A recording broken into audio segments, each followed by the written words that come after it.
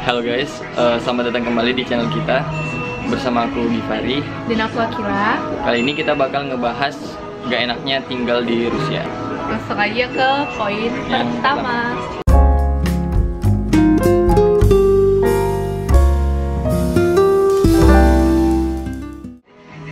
Jadi yang pertama itu iklim. Jadi karena Rusia kan beda tuh kayak di Indonesia. Karena di Rusia punya 4 musim. Jadi kayak musim semi, musim gugur, musim panas, sama musim dingin.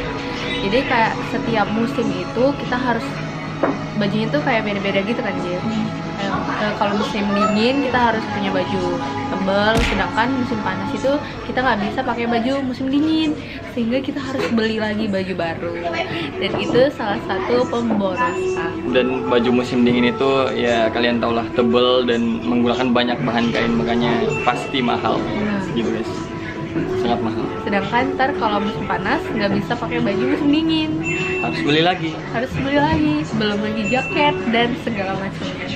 Sehingga itu membuat pengeluaran lebih ekstra dibanding kita harus tinggal di Indonesia yang panas 1 tahun. Udah beli baju itu iya, aja. Baju itu aja juga nggak masalah. Ya, terus bedanya di Rusia, musim-musim di Rusia sama di negara lain itu juga kayak di Rusia tuh dinginnya lebih banyak. Jadi dari November sampai hampir Maret gitu ya kayaknya. Maret gitu tuh masih dingin. Jadi kita tuh masih pakai baju dingin, yang dimana pakai baju dingin itu udah pakai sweater, lu lapisin sama jaket, sama baju di dalam lagi, sama long john yang pakai celana juga berlapis-lapis. Itu ribet banget sumpah. Itu makan waktu banget kalau kita mau ke kampus gitu loh. Iya benar. Apalagi tapi tahun ini kayaknya sampai awal April gitu masih dingin. Iya. Awal April masih dingin. Beda-beda juga sih guys. Tergantung tiap tahun. Belum lagi kalau pas musim dingin yang benar-benar puncaknya itu biasa Januari. Tahun ini tuh bisa sampai minus 27. Iya, minus 27. Dan itu bener sih kata Givari, makan waktu banget untuk baju. Jadi karena kalau misalnya kita punya kelas jam 8, jadi kita harus punya waktu ekstra untuk kita pakai baju gitu loh. Iya. Karena bajunya yang pakai banyak, dan belum lagi ini itu dan sebagainya gitu lah. Oh iya, terus untuk masalah iklim ini kita juga kayak gimana ya, susah untuk jalan di jalanan gitu loh, dan nggak bisa megang HP di jalanan. Misalnya nih ada sesuatu yang penting kan, terus kita lagi di jalan, itu HP itu benar-benar kita nggak bisa pegang, soalnya pakai sarung tangan itu kita nggak bisa nyentuh touchscreen-nya. Dan kalau misalnya kita nggak pakai sarung tangan itu bener-bener dingin banget, itu tangan lu jadi nge-freeze gitu, nggak bisa bergerak, bener-bener dingin banget. Udah gitu baterai juga bakal langsung ngedrop karena bakal dingin. Dan saat musim panasnya juga nggak enak, karena waktu musim panas itu kita yang muslim itu harus puasa. Dan itu pasti waktu siangnya itu lebih panjang daripada waktu malam, sehingga kita tuh di sini untuk di kazannya kita berpuasa tuh bisa sampai 20 jam. 19 sampai 20 jam. Ya, jadi maghribnya itu biasa pas jam 9 gitu. Terus subuhnya sampai jam berapa ya? 4 atau jam 3 gitu udah terang lagi. Jadi udah subuh lagi. Dan musim panas di Rusia itu beda sama di Indonesia, karena setahu aku kayaknya di Indonesia tuh musim panasnya tuh lembab yang buat kita tuh keringetan. Iya. Sedangkan kalau di Rusia musim panas kering itu gitu. Kering banget. Jadi tenggorokan itu bener-bener kering, apalagi kalau pas puasa itu kayak tenggorokan kering. Terus harus kuliah, karena kuliah di sini nggak libur kan, Jip. Iya, nggak libur. Kalau puasa nggak ada toleransi libur. Iya, jadi aduh, itu salah satu yang nggak enaknya sih. Terus panasnya tuh kayak gimana ya? Saking panas itu aku pernah ada pengalaman. Aku kan biasa di Indonesia tuh kalau panas kita berteduh di bawah bangunan atau di bawah pohon gitu kan, itu udah ngerasa kayak sejuk atau apa, pokoknya nggak panas. Di Rusia itu kalau lu berteduh di bawah bangunan tuh panasnya tuh dari dalam gitu, jadi menyerang dari dalam gitu loh. Dan di sini nggak ada jual adem sari, makanya dia panasnya dari dalam. Panas dalam nggak bisa diobati, nggak ada adem sari. Iya, makanya itu salah satu yang nggak enaknya juga. Terus kalau pas musim dingin itu kan, musim dingin nih kita pakai baju yang super hangat, yang super panas, berlapis-lapis. Terus kalau kita masuk ke dalam bangunan gitu kan, itu mereka udah pakai pemanas. Kalau pertama masuk itu ya Allah, itu panas banget, soalnya kita udah pakai baju hangat terus ada pemanas lagi di dalam gitu loh. Jadi harus dibuka lagi, nanti pas keluar dipakai lagi berlapis-lapis dengan shawl, dengan sarung tangan dan lain-lain. Itu Wah, gila Belum lagi banget yang sih. kalau pakai kacamata tuh pasti harus berembun, Iya. terus harus dilap lagi ini lagi. Pas masuk tuh langsung nggak bisa lihat apa-apa. Kayak lebih ribet sih kalau menurut aku di sini. Iya, ribet banget sih. Oke, next ke poin kedua.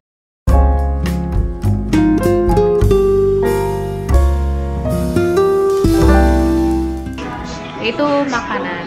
Astaga. Di sini kalau bisa aku bilang ya, makanan itu hampir tidak ada rasanya. Dibanding kalau kita bandingin dengan nasi padang atau apa ya, sate, nasi goreng itu masih enak gitu loh. Itu bagaikan Surga banget kalau di sini. Di sini tuh mereka paling makanan tuh asinnya dikit, iya.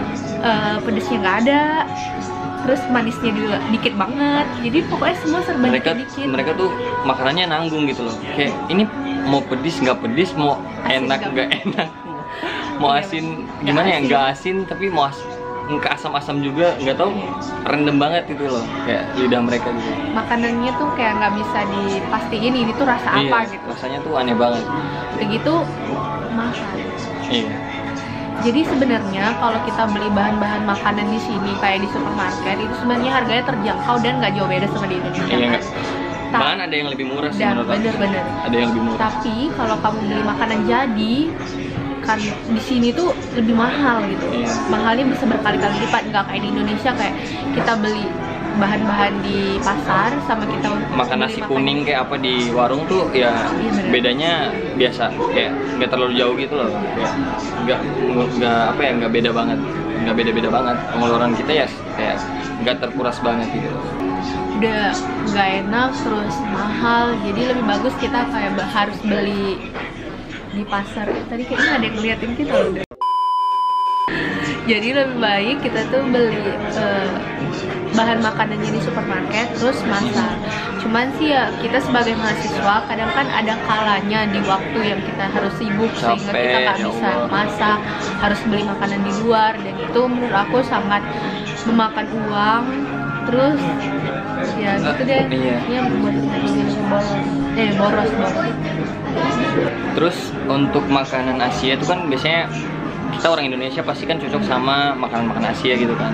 Kita tuh makan juga makanan Asia di sini ada, tapi tuh ya ampun harganya tuh Mahal banget. mahal banget. Itu kayak cuma sup-sup biasa doang itu yang biasa di Indonesia 10.000 di sini bisa sampai 60.000, 70.000, itu mahal dengan banget. dengan rasa yang sangat tidak mirip dengan Iya. Asia gitu. Iya. Dan begitu juga dengan harga bahan-bahan untuk makanan Asia kayak misalnya cabai, terus kelapa atau santan, itu benar-benar Mahal banget, dan cabenya tuh aku nggak tahu ya, aku merasa tuh kayak nggak pedes gitu loh. Iya, bener. Nggak pedes gitu, kayak cabenya bukan cabai Indo. cabai rawit itu nggak ada, bahkan Nah, cabai rawit nggak ada. cabai merah yang benar-benar normal itu nggak ada. Nggak ada. Di sini adanya tuh paprika atau sekalian cabainya tuh yang besar Besar banget gitu. dan nggak pedes. Nggak pedes dan mahal juga. Iya, mahal banget tuh sumpah. Aku pernah beli itu sekitar cuman 8 cabai, Mhm. 8 cabai. Yang merah besar. Udah, 8 cabai itu sekitar kalau dirupiahin 20.000 lebih. Jadi kayak 100 ribuan lebih gitu. Tetap aja mahal sih kalau menurut aku. Sedangkan kalau di Indo 20.000 itu bisa buat untuk berapa on gitu, Iya, paling berapa enggak gitu, paling enggak gitu. Jadi itu sih yang nggak enaknya juga tentang makanan dan kesusahan kita sebagai orang Asia yang tinggal di Eropa ini, terutama di negara Rusia. So next di poin ketiga yaitu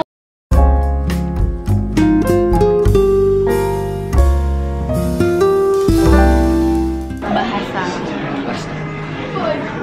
Gimana Gil?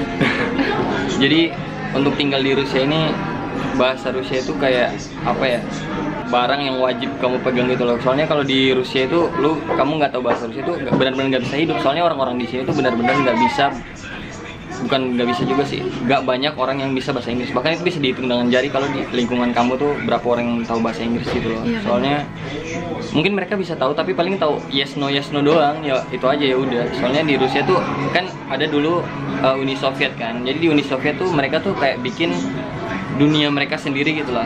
Jadi di dalam Uni Soviet ya mereka cuma pakai bahasa Rusia sebagai bahasa yang mempersatukan Uni Soviet. Jadi menurut aku tuh gara-gara itu makanya mereka nggak, buat apa kita belajar bahasa Inggris, kita kan punya dunia sendiri yang punya bahasa Rusia gitu loh. Jadi untuk orang yang tahu bahasa Inggris atau bahasa lain di sini tuh jarang banget. Terus di sini juga itu menurut aku ya, aku pengalaman aku interogasi beberapa teman-teman Rusia aku, mereka tuh lebih tertarik belajar bahasa Spanyol, bahasa Prancis daripada bahasa Inggris gitu loh. Karena mereka pikir ya buat apa juga gitu loh. Bahkan yang anak-anak mudanya juga banyak yang nggak bisa bahasa Inggris. Iya, bener-bener kayak aku pikir tuh kayak Indo tuh orangnya banyak yang nggak tahu bahasa Inggris gitu kan, tapi pas ke Rusia tuh bener-bener mereka nggak tahu gitu loh. Kayak di Indo tuh aku yakin banyak orang yang mengerti bagaimana kayak misalnya orang Inggris bicara itu. Kalau di Indonesia aku yakin banyak orang yang masih ngerti gitu loh, walaupun mereka nggak bisa bicara tapi mereka ngerti gitu loh. Tapi di Rusia ini benar-benar nggak ngerti dan nggak bisa bicara gitu loh. Dan itulah yang membuat kalau kamu pengen tinggal di Rusia, bahasa itu harus wajib banget kamu tahu gitu, harus pegang. Karena bahkan orang yang udah bisa bahasa Rusia, hidupnya itu masih susah di sini. Kita nggak bagus bahasa Rusia juga sih, tapi ya kita tahu-tahu dikit lah kan bahasa Rusia. Tapi itu hidupnya tuh masih susah, masih nggak ngerti juga ini orangnya maunya apa gitu loh. Oke lah kalau percakapan sehari-hari itu kita bisa, tapi begitu di kampus itu kita banyak ngalamin kesulitan karena kan sulit banget di kampus. Kalau di kampus itu kita kan belajar, sedangkan belajar itu harus pakai buku yang bahasanya tuh bener-bener bahasa buku, bahasa ilmu yang baku, pengetahuan, yang benar-benar bahasa tinggi gitulah, yang kita nggak pernah dengar gitu. Dan itu sih yang membuat harus lebih kesusahan kita. Jadi kita harus lebih kesusahannya terus, 2 kali lipat. Terus yang bikin susahnya juga itu karena bahasa Rusia itu termasuk bahasa yang sulit gitu loh. Bahasa Rusia itu gimana ya bilangnya? Terlalu banyak embel-embel. Iya. Pokoknya bahasa Rusia itu ya susah gitu loh. Terlalu banyak aturannya. Kalau aku ngerasa ya, aku ngerasa sama dulu perbandingan aku belajar bahasa Inggris gitu. Emang sih bahasa Inggris banyak tensis-tensisnya ya, tapi tensisnya itu hanya untuk waktunya gitu, waktunya yang dulu, sekarang atau yang akan datang. Sedangkan kalau Rusia itu udah ada tenses juga, ada cases juga, ada kayak kasus-kasus tertentu yang bikin kalimatnya tuh harus sesuai dengan apa yang mereka mau gitu loh. Dan itu benar-benar susah banget. Itu juga itu juga yang bikin menurut aku kayak pikir bahwa mereka tuh nggak banyak yang belajar bahasa Inggris, nggak banyak yang belajar bahasa lain tuh karena bahasa mereka aja itu susah gitu loh untuk mereka. Apalagi untuk orang asing kayak kita yang harus bahkan di kuliah juga itu merupakan bahasa wajib yang harus kita tahu. Aku tanya teman aku aja itu, mereka bilang bagi mereka bahasa Rusia itu sulit gitu loh. Apalagi bagi kita gitu loh, susah banget. Dan itu yang buat salah satu alasan nggak enaknya tinggal di sini. So next.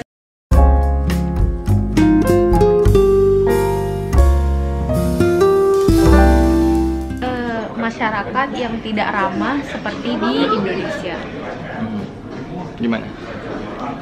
Kalau menurut aku sih ini kayak depends on situation ya, kayak apa sih bilangnya, tergantung situasi. Jadi emang kebanyakan mereka itu kurang ramah. Kayak tidak, kalau di Indonesia gimana ya, nggak lebih care gitu, kayak lebih care, terus lebih kepo.